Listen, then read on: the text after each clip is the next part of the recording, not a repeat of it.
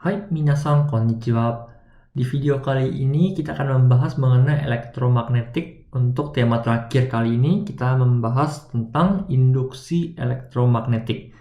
Jadi pengertian induksi elektromagnetik itu gampangnya adalah kamu membentuk listrik dari magnet. Ya, kita sudah pernah belajar di mana yang namanya arus listrik itu bisa membentuk medan magnet. Sekarang kita bisa menggunakan prinsip yang sama untuk membalik cerita. Kita menggunakan magnet untuk membentuk listrik.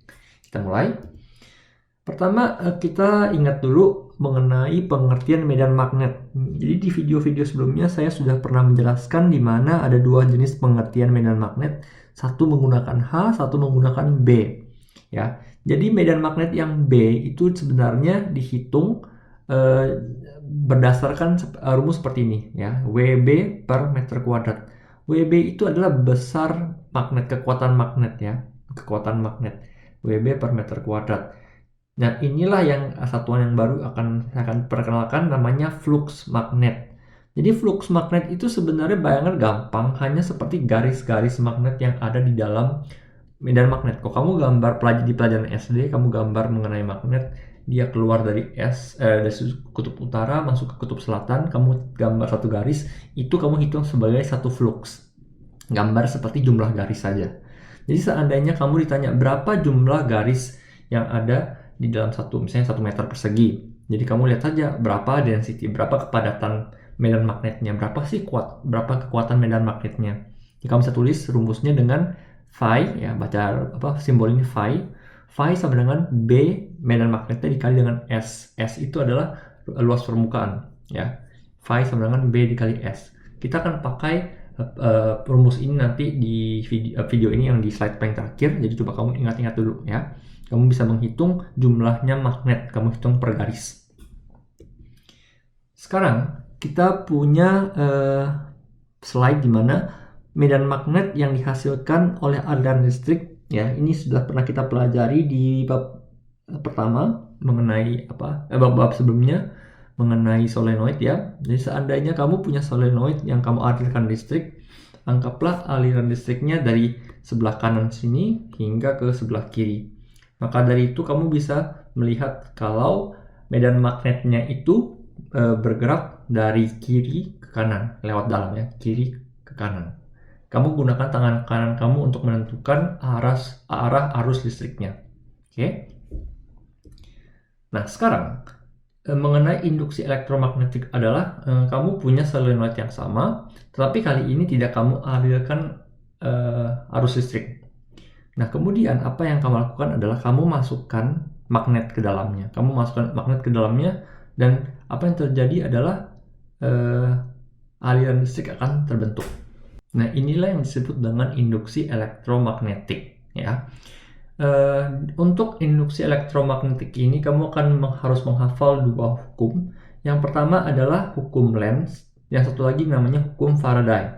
Oke. Hukum Lenz ini itu menentukan arah aliran listrik. Sedangkan hukum Faraday itu menentukan besar voltase yang dibentuk oleh induksi elektromagnetik ini. Oke, jadi kalau arah kamu pikir tentang hukum Lenz, kalau besar voltasenya kamu pikir tentang hukum Faraday. Kita mulai. Jadi seandainya saya punya coil, ya, solenoid yang di atas sebelah sini, kemudian saya taruh magnet itu di sebelah kirinya, kemudian saya masukkan magnet dari kiri masuk ke kanan. Oke, magnet pertama bergerak mendekati solenoid. Kedua, di dalam solenoid timbul flux magnet yang berlawanan dengan flux yang dirasakan. Nah, maksudnya apa? Kita punya magnet ini, dia punya garisnya keluar, ya, dari kutub utara, kemudian masuknya ke kutub selatan. Seperti ini, ya, masuknya ke kutub selatan. Nah, ketika dia keluar dari kutub utara dan dia masuk memotong solenoid yang ada, dia memotong coil yang ada, maka si coil itu dia akan berusaha untuk melawan flux yang dihasilkan oleh magnet, batang magnet ini. Kalau misalnya dia motongnya seperti ini, dari kiri ke kanan, maka flux magnet yang dibentuk oleh solenoid kosong ini, dia akan membentuk dari kanan ke kiri. Dari kanan ke kiri. Oke. Nah, tinggal kamu punya tangan kanan, ya, itu digunakan untuk menentukan arah arus listrik yang ada. Ya, tadi kalau kamu bisa lihat tangan kanan kamu, karena jempol kamu itu dari kanan ke kiri, maka kamu bisa merasakan, oh, semua arus listriknya itu dari bawah mutar ke atas, dari bawah mutar ke atas. Maka dari itu aliran listriknya akan bergerak seperti yang ada di gambar bawah sini. Oke? Jadi hukum Lenz itu terdapat 3. Pertama, magnetnya mendekati. Kedua, timbul flux yang berlawanan dengan magnet batang. Dan terakhir, aliran listriknya ditentukan oleh tangan kanan kamu. Oke, nah ini tentu saja berlaku kalau misalnya magnetnya kamu tarik keluar.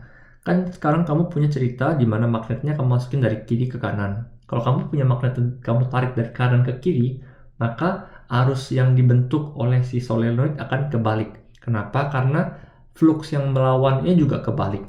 Oke, jadi kamu harus bisa bayangkan seperti itu. Ya, ini yang sudah saya bilang.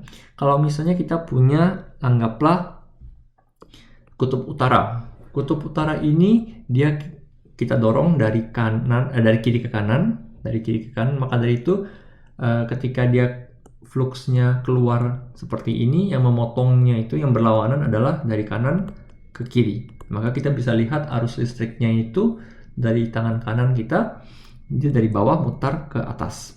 Oke?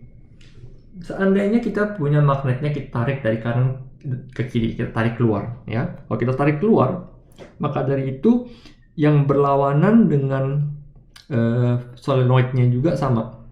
Dia akan menjauhi si magnetnya. Dia akan menjauhi magnetnya, maka flux yang berlawanan itu dari kiri ke kanan seperti ini.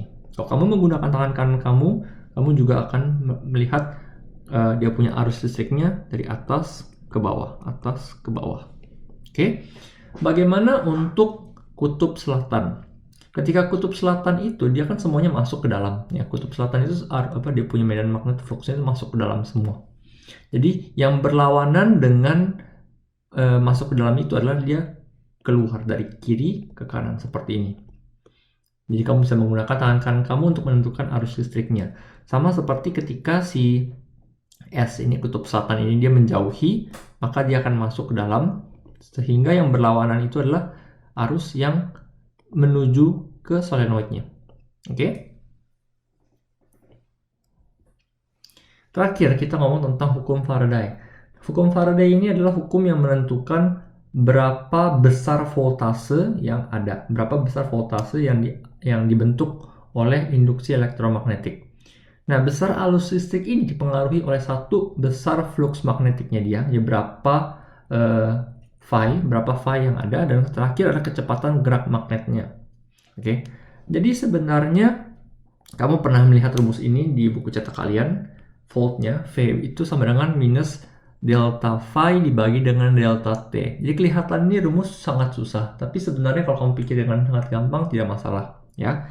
Jadi pertama, kenapa dia minus? Karena berdasarkan hukum Lenz tadi, kamu punya arus listriknya itu akan berlawanan dengan magnetnya. Karena magnet yang diberikan oleh medan magnet yang diberikan, flux yang diberikan oleh si magnet batang itu akan berlawanan dengan arah arus listrik, maka nilainya minus. Kemudian pengertian delta itu adalah berapa selisihnya. Jadi selisih si fluxnya itu yang terpotong. Kalau memang fluxnya berubah, apakah dia makin banyak atau makin sedikit, itu adalah deltanya. Nah, kalau kamu bagi dengan delta waktu, maka kamu akan mendapatkan kecepatan, ya. Sama seperti meter per second. Fluxnya juga akan bertambah 2 batang per second, 3 batang per second, akan berkurang 4 batang per second, seperti itu. Jadi semakin cepat kamu menggerakkan magnet kamu, maka kamu punya flux perubahannya akan semakin cepat. Oke? Nah, kalau kamu menggunakan coil yang kamu ikat berkali-kali, kamu bisa melihat berapa besarnya tergantung dari N kali lipat, seperti itu. Nah, sekarang yang sering keluar di IJU soal-soalnya itu seperti ini. Kamu punya rangkaian yang unik di sebelah sini. Jadi kamu punya hambatan di sebelah sini, kawatnya seperti biasa, dan kamu punya kawat yang di sebelah sini yang kamu alirkan, kawat seperti biasa ini, yang bisa kamu gerakkan ke kiri dan ke kanan. Oke.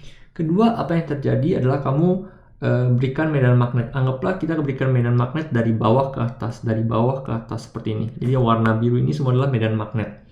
Kemudian kita gerakkan kawat yang kuning ini dari kiri ke kanan, Artinya apa? Luas permukaan yang ini adalah luas permukaan yang memotong medan magnet, ya. Ingat, kita punya medan magnet itu kita potong. Di garis-garisnya kita potong. Kita punya berdasarkan hukum Faraday, delta phi itu dibagi dengan waktunya. Semakin cepat kamu menggerakkan kawatnya, artinya semakin cepat perubahan phi-nya. Oke, seandainya kamu tidak tahu phi-nya gimana, kamu masih ingat rumus yang sebelumnya, di mana phi, ya, besarnya jumlahnya si garis magnet itu besarnya sama dengan B, medan magnetnya dikali dengan S. Nah, kamu punya S itu apa sih? S itu adalah ini, luas permukaan yang kuning, yang diwarnai kuning sebelah sini, ya. Jadi kamu punya panjang kawat kamu dikali dengan berapa jaraknya sih, seberapa jauhnya sih dia bergerak, seperti itu. Oke, nah seandainya sudah kamu potong, maka dia akan membentuk aliran listrik. Ya, dia akan membentuk aliran listrik. Arahnya, ceritanya, kita akan tahu dia akan seperti ini. Oke, maka dari itu potensinya akan naik ke atas. Potensi yang naik ke atas, dia akan berjalan, kemudian dipakai di hambatan, dia akan turun dan kembali ke nol. Oke, jadi ini adalah mengenai rangkaian di dalam medan magnet. Nah, ini rumus yang tadi saya jelaskan. Kita punya phi, ya. Phi itu adalah jumlah garis magnetnya itu sama dengan B, besar medan magnetnya dikali dengan luas permukaannya. Kemudian yang namanya luas permukaan yang warna kuning ini, kalau kita hitung, bisa kita hitung caranya L dikali dengan delta X. L dikali dengan delta X. Berapa panjangnya dikali dengan berapa lebarnya. Dan kita punya delta X ini, itu adalah bisa ditulis sebagai V dikali delta T. Kecepatannya dia bergerak dikali dengan waktu. Oke. Dan terakhir, ketika kita masukkan semuanya, delta phi itu sama dengan B, L, V, delta T.